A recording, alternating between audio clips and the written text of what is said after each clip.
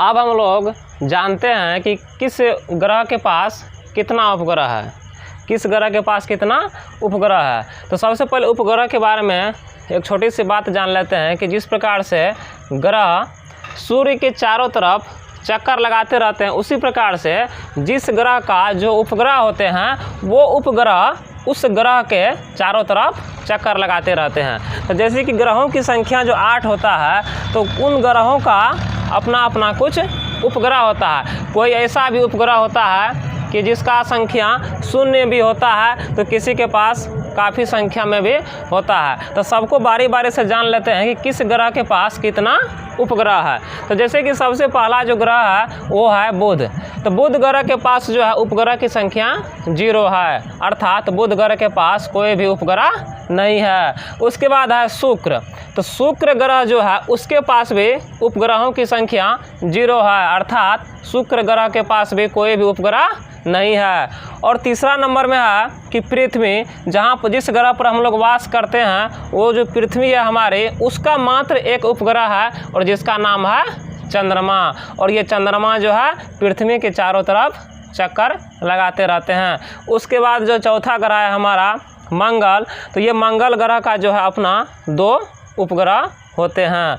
और उसके बाद जो सबसे बड़ा ग्रह जो होते हैं बृहस्पति, तो इसके पास जो है सबसे ज़्यादा संख्या में भी उपग्रहों की संख्या होती है, जो कि है हमारा 63 सबसे ज़्यादा है। उसके बाद है शनि ग्रह। तो शनि ग्रह के पास भी जो है 62 उपग्रह होते हैं। उसके बाद 7वां नंबर में आता है अरुण। तो अरुण एक ग्रह है जो 7वां नंबर में आता है दूरी के हिसाब से, उसके पास उपग्रहों की संख्या 27 है। उसके बाद सबसे लास्ट जो है हमारा ग्रह वो है वरुण, और वरुण के पास जो है 13 उपग्रह है। तो इस तरीक़ा से हम लोग जाने कि किस ग्रह के पास कितना उपग्रह होते हैं, और इसी को जब हम टोटल को ऐड करेंगे तो ये 172 हो जाता है, अर्थात ग्रहों की संख्या कुल 8 है एवं उपग्रहों की कुल संख्या 172 है। ये हम लोग को याद रखना है।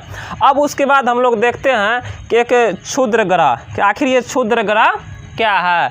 जिस प्रकार से ग्रह उपग्रह होते हैं उसी प्रकार से एक क्षुद्र ग्रह भी होते हैं। तो देखते हैं कि ये क्षुद्र ग्रह क्या होते हैं। कि क्षुद्र ग्रह का परिभाषा है कि सौर परिवार में तारों, ग्रहों एवं उपग्रहों के अलावा बहुत छोटे छोटे पिंड भी चक्कर लगाते रहते हैं, जिन्हें हम क्षुद्र कहते हैं। इसका मानना ये है कि सौर परिवार में तारों, ग्रहों एवं उपग्रहों के अलावा अन्य छोटे छोटे बहुत सारे पिंड भी चक्कर काटते रहते हैं। उन्हीं पिंडों को जो है हम लोग क्षुद्र ग्रह कहते हैं। नोट यहाँ पे जो है, और ये देखिए ये जो क्षुद्र ग्रह होते हैं, तो ये जो है मंगल एवं बृहस्पति की कक्षाओं के बीच होते हैं। वो जो हम लोग सौरमंडल में पढ़े थे क्रम के हिसाब से, मंगल और बृहस्पति ग्रह के बारे में जो पढ़े थे, तो उन दोनों के बीच में जो है ये हमारे क्षुद्र ग्रह होते हैं। क्षुद्र ग्रह मंगल एवं बृहस्पति की कक्षाओं के बीच में होते हैं। सबसे बड़ा क्षुद्र ग्रह सिरस है। जो सबसे बड़ा क्षुद्र ग्रह है उसका नाम सिरस है। क्या है? सिरस। उसके बाद है कि प्लूटो को, जो कि 2006 तक इसको ग्रह माना जाता था, लेकिन प्लूटो को जो है 2006 में ग्रह की समूह से बाहर निकाल दिया गया है और इसको जो है क्षुद्र ग्रह में ही डाल दिया गया है, अर्थात प्लूटो को हम क्षुद्र ग्रह कह सकते हैं। 2006 तक ये ग्रह की श्रेणी में थे और 2006 के बाद जो है ये अब क्षुद्र ग्रह की श्रेणी में आ गए हैं। तो इतना अब हम लोग जानते हैं उल्का पिंड के बारे में कि आखिर उल्का पिंड क्या है। देखिए उल्का पिंड जो होता है कि पत्थर के छोटे छोटे टुकड़े जो सूर्य के चारों ओर चक्कर लगाने वाले पिंडों से टूट कर के गिरते हैं, उसे ही हम लोग उल्का पिंड कहते हैं। और ये जो उल्का पिंड जो टूट कर के नीचे फिर गिरने लगते हैं, तो उल्का पिंड गिरने के क्रम में वायु के साथ घर्षण के कारण गर्म होकर जल जाते हैं और जिससे प्रकाश भी उत्पन्न होता है। लेकिन कई बार ऐसा भी होता है कि उल्का पिंड जो होते हैं, उल्का जो वहाँ से गिरते हुए क्रम में जो होते हैं, वो जो है पूरी तरह से नहीं जल पाते हैं, वो पूरी तरह से नहीं जल पाते हैं और वो पृथ्वी पर अधजले के रूप में गिरता है। पृथ्वी पर आधा जला हुआ के रूप में गिरता है, एकदम प्रकाश फैलाते हुए ऊपर से नीचे की तरफ गिरते रहता है। और जो ऐसा अधजला गिरता है पृथ्वी पर, तो जहाँ भी वो गिरता है तो वहाँ की भूमि को जो है पूरा वहाँ पर गड्ढा बना दिया जाता है, अगल बगल में वो निशान छोड़ जाते हैं। ऐसा होता है उल्कापिंड। तो उल्कापिंड जैसे कि हम लोग कभी कभी देखते रहते हैं कि आसमान में से जो है कुछ रोशनी उसमें होता है और वो जो है नीचे गिरते रहता है, तो हम लोग जो उसको टूटता हुआ तारा कहते हैं। तो वही हुआ यहाँ पर उल्कापिंड। तो उल्कापिंड कई बार जो है रास्ते में ही ख़त्म हो जाते हैं, लेकिन कई बार जो है यहाँ हमारे पृथ्वी तक पहुँच करके ज़मीन के पर जो है गड्ढा बना देते हैं। अब हम लोग अगला टॉपिक देखते हैं और अगला टॉपिक का नाम है आकाशगंगा। आखिर आकाशगंगा है क्या? तो आकाशगंगा के बारे में यदि बात किया जाए तो ये है एक तारों का नदी। तारों का नदी, जिस प्रकार से पानी का नदी होता है, नदी में ढेर सारा पानी होता है, उसी प्रकार से क्या है कि आकाशगंगा में ढेर सारा तारा होता है। इसमें ढेर सारा तारा होता है और इतना तारा होता है कि असंख्य के रूप में असंख्य इसकी संख्या जो आकाशगंगा जो होते हैं, और इसमें जो तारों की संख्या होती है वो असंख्य की संख्या में होती है, उसको असंख्य की संख्या में गिना जाता है। तो तारों का ऐसा विशाल समूह, तारों का ऐसा विशाल समूह जिसमें कई असंख्य हजार तारे जो आकाश में चौड़ी सफ़ेद चमकदार पट्टी की तरह फैली होती है, उसे ही हम लोग आकाशगंगा कहते हैं। अर्थात आकाशगंगा एक तारों का नदी है जिसमें असंख्य तारे होते हैं। उसके बाद तारा का एक अगला प्रकार है सप्तऋषि, जिसको बोला जाता है। ये भी एक तारों का समूह है। सप्तऋषि ये भी एक तारों का समूह है। इसमें जो है तारों की संख्या 7 होती है।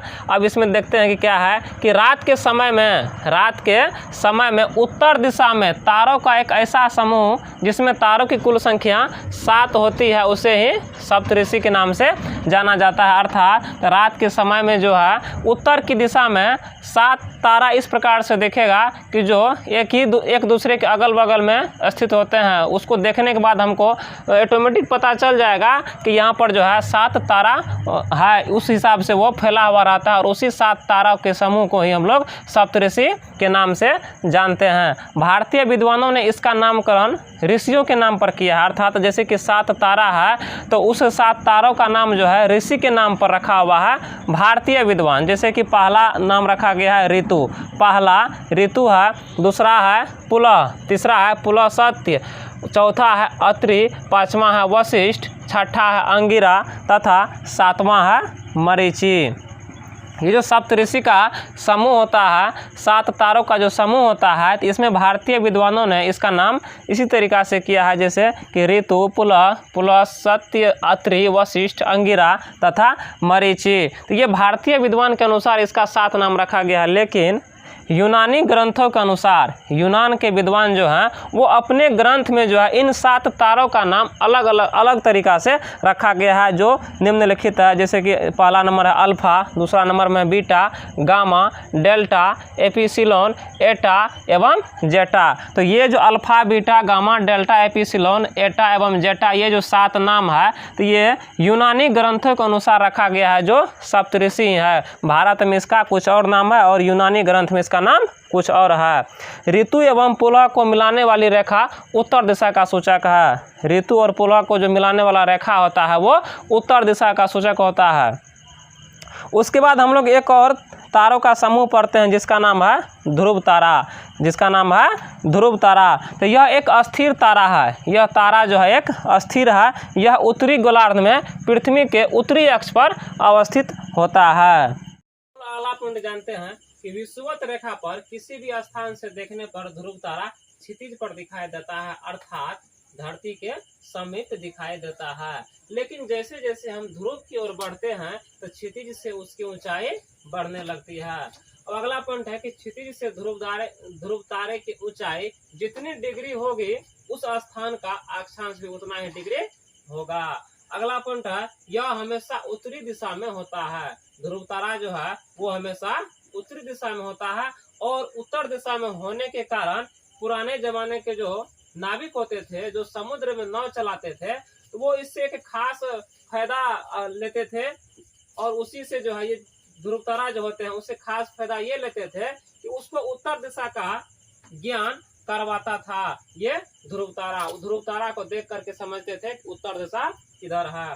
अब उसके बाद है, जैसे ये ध्रुव तारा हो गया, इसी प्रकार से एक और विशेष प्रकार का तारा है, एक विशेष प्रकार के तारे का समूह है जिसकी संख्या 12 है, और इसको हम लोग राशि के नाम से भी जानते हैं। इन समूहों को, तारे का जो ये समूह होता है, इसी समूह को राशि कहते हैं। इन राशियों में जो तारे होते हैं, इन राशियों में जो तारे होते हैं वे किसी न किसी आकृति के नजर आते हैं। उन आकृतियों के नाम पर इन राशियों के नाम दिए गए हैं जो निम्नलिखित है। बहुत सारे लोग जानते भी होंगे। जो हम लोग राशि, जो सबका अपना अपना एक राशि होता है, वो यहीं से लिया गया है, तारे के नाम पर ही इसको रखा गया है। जिसमें पहला है हमारा मेष, पहला राशि का नाम है मेष, दूसरा है वृष, तीसरा है मिथुन, चौथा है कर्क, पांचवा है सिंह, छठा है कन्या, सातवां है तुला, आठवां है वृश्चिक, नौवां है धनु, 10वां है मकर, 11वां है कुंभ और 12वां है मीन। सबका अपना अपना एक अलग राशि होता है, और इससे जो है कोई जैसे कि राशि पे जो भरोसा करते हैं वो अपना दिनचर्या भी इससे निकालते हैं कि आज का दिन हमारा कैसा होगा, या महीना का निकालते हैं कि ये महीना हमारा कैसा बीतने वाला है। तो और भी जैसे कि अभी हम लोग पढ़े कि एक ध्रुव तारा होता है, उसके बाद हम लोग पढ़े कि एक राशि भी होता है। ये सब का सब तारों का समूह है। उसी प्रकार से एक और जो है विशेष प्रकार का तारा है, एक और विशेष प्रकार के तारे का समूह है, और इनकी संख्या 27 होती है। इनकी संख्या 27 होती है।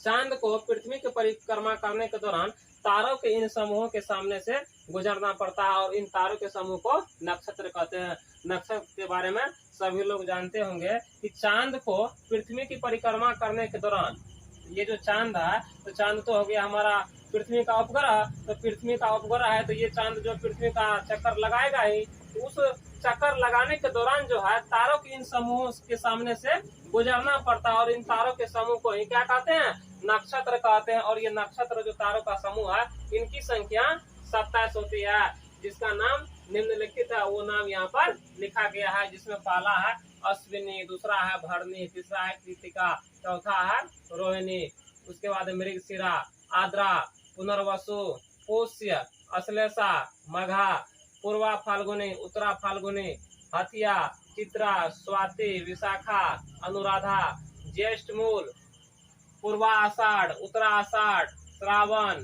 धनिष्ठा, शतभिषा, पूर्वा भाद्रपद, उत्तरा भाद्रपद तथा रेवती।